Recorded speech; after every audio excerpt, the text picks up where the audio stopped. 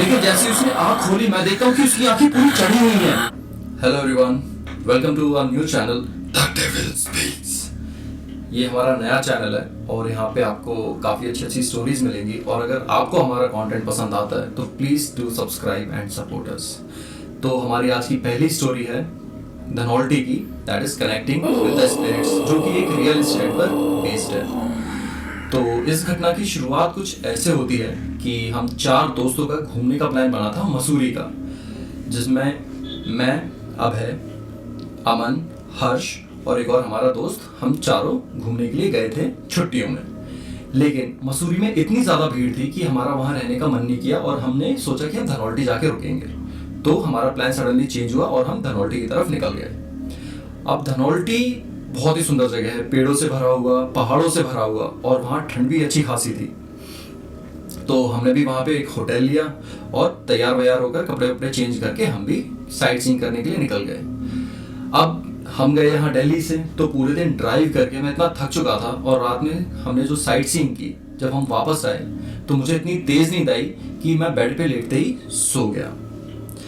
अब जो हमने होटल लिया था वो ऐसी जगह पर था कि पीछे के साइड पूरे पहाड़, पेड़, सब कुछ था, यानी कि पूरा का पूरा खाली, ना पीछे कोई घर ना कुछ, और वहां से कुछ भी दिखाई नहीं दे रहा था रात में, सिर्फ और सिर्फ दिख रहे थे तो बस तारे। मेरे सोने के बाद बाकी तीनों ने डिनर किया, मूवी वगैरह देखी टीवी पर लगाकर, और उनमें से एक और को नींद आ गई, वो भी थक कर सो गया। अब बचे 2 लोग, हर्ष और अमन। अब इन्हें तो नींद आ नहीं रही थी, तो इन्होंने टीवी बंद की और जाकर बालकनी में जाके ये लोग हवा खाने लगे, तारे वारे देखने लगे। अब रात के करीब 2 बजे थे और मेरी आंख खुली, एक बड़ी भयानक और डरावनी आवाज से। मैंने मुड़कर देखा, वो आवाज हर्ष निकाल रहा था और वो आवाज लगातार तेज होती जा रही थी। और मैं इतना डर गया वो आवाज सुनकर कि मैंने अचानक से जल्दी हर्ष को उठाया कि हर्ष उठ, ये कैसी आवाज निकाल रहा है तू, हर्ष। लेकिन हर्ष को कोई होश ही नहीं था और वो लगातार ऐसी आवाज निकाले जा रहा था।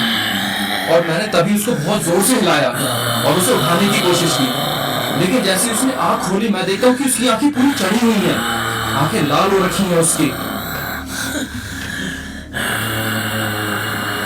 और ये आवाजें लगातार आई जा रही थी और तभी अचानक से आवाज आई,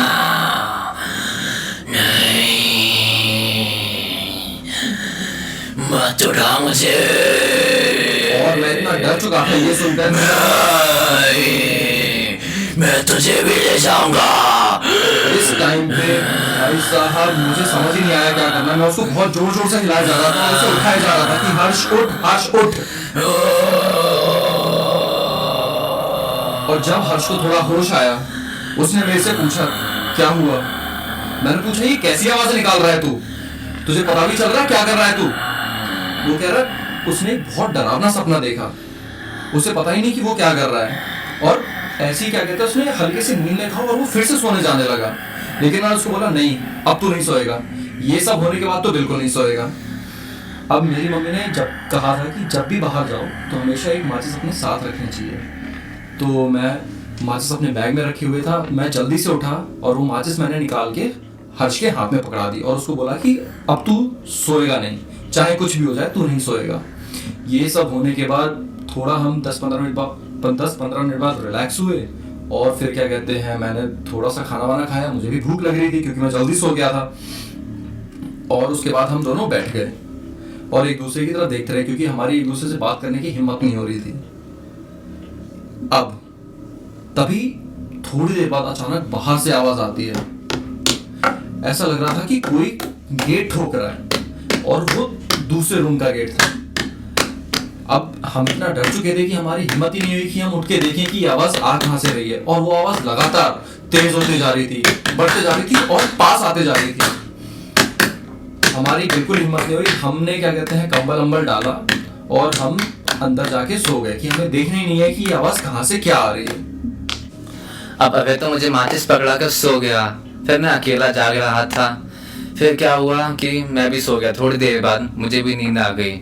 फिर करीब 4 बजे के टाइम पे मेरी नींद खुली तो मैंने देखा कि जो हमारा रूम था उसका गेट खुलता जा रहा है अपने आप ही, पूरा दरवाज़ा खुल जाता है और बस वहाँ पे मैं डर के मारे कांपने लगता हूँ। फिर मैंने इनको उठाने की कोशिश की लेकिन कोई भी नहीं उठा।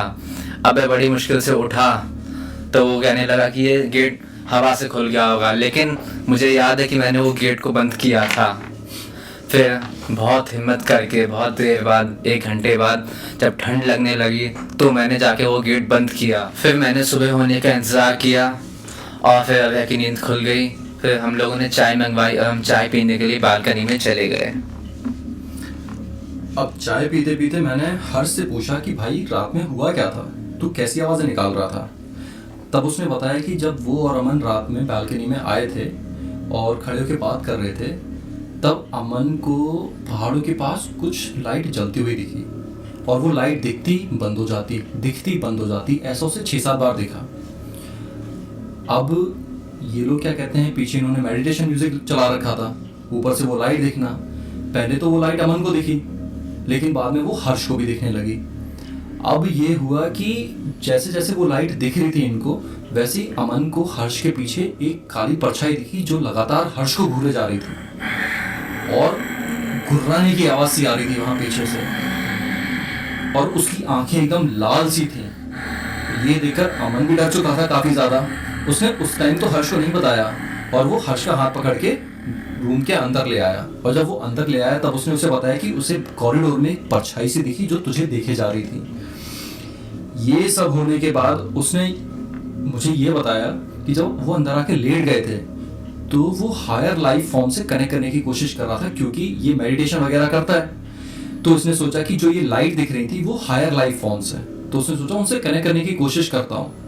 लेकिन उनसे कनेक्ट ना होके वो शायद उस स्पिरिट से कनेक्ट हो गया जो उसकी कॉरिडोर में खड़ी हुई थी, और उसे ये फील हो रहा था कि वो उसकी बॉडी में एंटर करने की कोशिश कर रही है और वो उसे रेजिस्ट करने की कोशिश कर रहा है। तभी शायद वो आवाज़ें आ रही थी और तभी मैंने उठ के उसे उस नींद से उठा दिया। अगर मैं थोड़ा सा भी लेट होता तो शायद क्या कहते हैं वो स्पिरिट उसकी बॉडी कैप्चर कर लेती उस टाइम पे और बहुत बहुत कुछ हो जाता। वो हमें भी अंदाज़ा नहीं है कि क्या होता, लेकिन हम बच गए।